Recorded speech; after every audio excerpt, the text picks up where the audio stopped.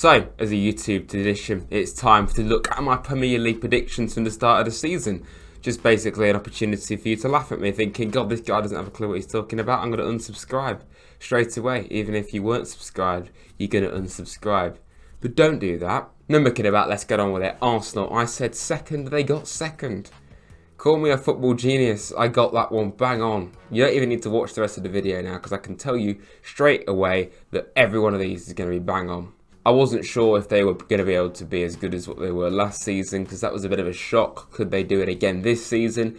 Absolutely. And they were better this year. They got closer this year, but still unfortunate that they're playing against Man City. So really unfortunate for Arsenal to miss out on the title, but they're definitely getting closer. Got some amazing players in that team. Declan Rice, I think, being a huge signing for them. Aston Villa, I said 6th. They actually got the Champions League, 4th place, absolutely outstanding season from them. Even though I think they were actually a little bit lacklustre at times in the second half of the year, they didn't look quite as convincing. They were still getting results, they were still getting the job done. That is the sign of a good team, right? The end of the season badly, they should have really gone through and won the Conference League, in my opinion. Only I don't think any Villa fans are really bothered. They're back in the Champions League for the first time since the 80s. An unbelievable achievement for them and Unai Emery. Bournemouth, I said 13th, they came 12th. I'm not really sure if anyone knew what to expect from them going into this season, to be honest, with their new manager. As it turns out, Irola was amazing for them, got them playing some excellent football. They had a tough start to the season as well. It took them quite a while to click, but when they did click, they were playing some really good stuff. Dominic Solanke, one of the top scorers in the Premier League with 19 goals, can't complain. Got a really good, exciting team, and it's just about kicking on from this now. Brentford, quite a stale season from them. I said 10th. I thought they were going to continue on from what they were doing the last couple of seasons before this. They came 16th in the end. Not really in relegation worry, but certainly hovering over it the whole season, really. Not really what they would have wanted to have achieved this season. Brentford, I think they need to have a bit of a refresh in the summer. They're going to lose Ivan Toney probably, despite the fact that he only got 4 goals when he came back. They obviously going to lose a big player there potentially, and they did have quite a lot of injuries throughout the year as well, which didn't help. Not really much to shout about for Brentford. Brighton, quite a drop off really from them this season, even though it's not really a shock. It was an overachievement last season to get into the top 6.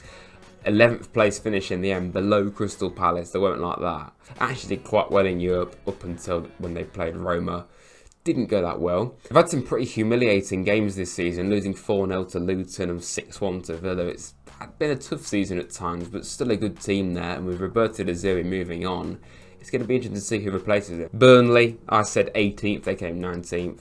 Not really much to shout about in terms of that prediction, or them on the pitch. Clearly didn't really adapt to playing in the Premier League that well. Vincent Kompany stuck to his guns, which I actually quite admire, but clearly wasn't the right thing to do. They've got a very good manager there in the Championship and a good team, but clearly not in the Premier League. What they do have in their favour though is a young, exciting team that's only going to get better, that could immediately go back to the second division and do very well again, and maybe could come back up again and do better this time. Chelsea, this prediction ended up being a lot closer than what it actually could have been. I said 5th, they came 6th. Thanks to an unbelievable end to the season. Now, I don't particularly like Chelsea, I'll be honest. And I'd normally say that this is jammy, so to speak, that a big 6 club underachieving, they get Europe at the last minute, or they get, you know, it goes their way eventually, and that's probably why they are a big 6 club, because they have that quality to actually get things done when they're not playing very well.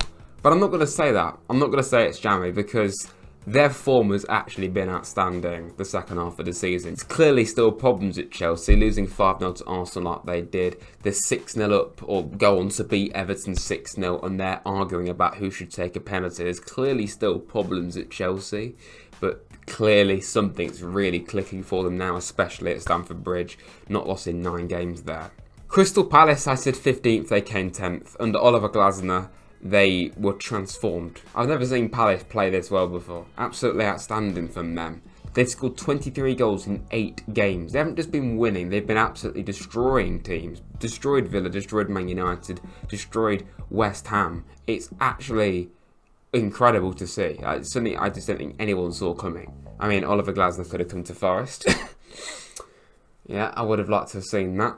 Nothing against Nuno, but, you know, It's going pretty well for him at Palace, I'm just saying that. If they can keep the likes of Eze, Elise, Mateta, who's been reborn for them, Wharton in that midfield coming in and being amazing, they have got the makings of a really exciting team. Everton, 17th, I said they came 15th, which is a bit of a false reflection on where they actually could have come if it wasn't for those 8 points took off. If it wasn't for those 8 points, they would have come 12th. And yes, Everton were still poor on the pitch quite a lot of the season from December until early April. They didn't win a game in the Premier League. That's terrible. That's really poor. But ultimately, they would have been 12th, even with that run of form. So does it say a lot about the Premier League this season? I don't know. But I think it says a lot that Everton clearly shouldn't really have been as low as what they were this season because of those points took off. And I mean, they really found their form at the end of the season, winning 5 games in a row at Goodison Park, keeping 5 clean sheets. Can't really argue with that. Fulham, 12th place, I said they came 13th, so again, just one out here. Really unusual team. They can go from beating Man United and Tottenham to being absolutely torn apart by Forest, for example. It doesn't make any sense. They're the definition of inconsistent Fulham. They've clearly got a good team there. Losing Mitrovic at the start of the season was always going to be a big blow. They've ended up replacing him pretty well with Muniz and just finding other ways of scoring goals. I think Fulham have actually done well in that regard. Liverpool, they didn't really get the fairy tale send-off that they wanted for Jurgen Klopp. I said 3rd, they came 3rd, so another one that's correct, by the way. That's only the second one I've got bang on. It was a 3-way title race for most of the season. It did peter out for Liverpool very badly towards the end of the year, and it does say that I think they do need a bit of a refresh on the pitch as well. They completely rebuilt their midfield, which is good, but there's clearly still areas of this Liverpool team that do need to be improved. I think a striker, a bit like Arsenal, I just think those two clubs, what City do have compared to those two is a monstrous striker in Haaland. I don't think Liverpool or Arsenal have that same presence when I'm talking about a proper number 9. Because Nunez, I mean, you know, he's hit the post more times than man thought was possible this season. I think that's a problem. Luton, I said 19th, they came 18th. Again, just one out here. People mock them for the fact that they always say that they had a really good go, you know, a lot of effort, but they ultimately still got relegated. I think under the circumstances, Luton should be proud of the fact that they even were in the Premier League in the first place and their journey up the divisions, and then they did give it a good go, but ultimately had a very poor end to the season. Conceded goals for fun. Just, yeah, that magic really started to dry up, and end of the day did not have that quality at all. Man City, another one that I got correct, only it's probably the easiest call you could possibly pick, besides another one that you'll see in a moment. It is getting a bit boring them winning the league every year, but I mean, they hadn't lost a game from December until the present, so even though they weren't actually quite as monstrous at times this season as they have been in previous seasons, they still found a way to win the league title, even in what was a 3-horse race for a lot of it. They still won the league, they still didn't lose for what is like 5 months, so, you know, can't really argue with it. Could still win the FA Cup. Phil Foden's been a particular standout for them this season, his best personal season. Man United, yeah, where do I start here? They didn't even get in the European places. I mean, we'll keep it short because you could say a lot about them, but a real car crash of a club, a joke of a club on and off the pitch. Look at the state of Old Trafford, look at the state of that squad, look at that starting 11. That is a Manchester United starting 11, and they're playing a 50-year-old Johnny Evans and Casemiro as a centre-half. I think the main problem with Man United genuinely is entitlement. They just think that they're so much better than they actually are, or, okay, we're Man United, all of what they've achieved, they're still the biggest club in England probably, but they haven't been the best club in England for a long, long time. So I think they need to kind of just forget what's happened and just focus on what they need to do to get back there.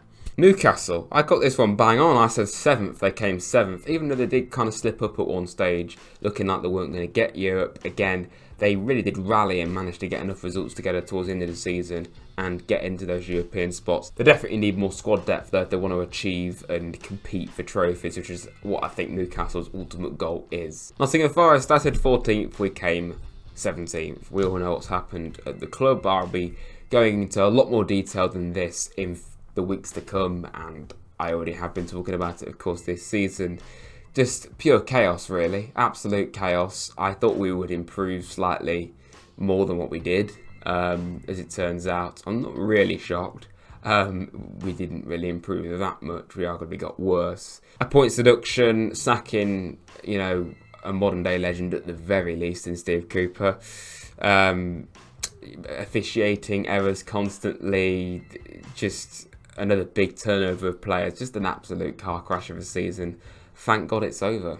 I'll be talking about this more in the weeks to come, but let's just continue on. Sheffield United, I got this one bang on too as well. Again, a bit like Man City, one of the easiest calls ever. One of the worst teams ever to play in the Premier League. Genuinely stunk the place out. 101 goals conceded. Just give up with football, lads. Honestly, it's not for you. They just were absolutely tragic. Home and away, especially at home, strangely. They just conceded a ridiculous amount of goals. Just so amateur at this level. I don't really think there's anyone in that squad really that should say, okay, can I get a move to a Premier League club next season? Because I just don't think any of them deserve it, to be honest. There's a few good players in there at this level. I think definitely at Championship level they should be okay again, but definitely not the Premier League yet. Tottenham, a real season of transition. I'm not really sure why I was so harsh on them saying 8th, but they ended up getting back into Europe, which was the ultimate aim, really, to get back into those European spots under Ange Postecoglou. I think Ange is actually doing a very good job, a very likeable manager and guy. But yeah, a bit stubborn in his tactics, doesn't really choose to change that much his possession, high pressing approach, which leaves them very exposed at the back a lot of the time. It is a bit of an issue for them, but when it works quite well. I mean, I watched them against Man City the other day. They were excellent in that game when all their fans didn't actually want them to be. They've clearly got a good team there, just need a bit more, definitely need more, a bit like Newcastle really, to try and push on. West Ham, the first time they've missed out in Europe in a number of seasons, so that's a bit disappointing for them. A weird season for them really.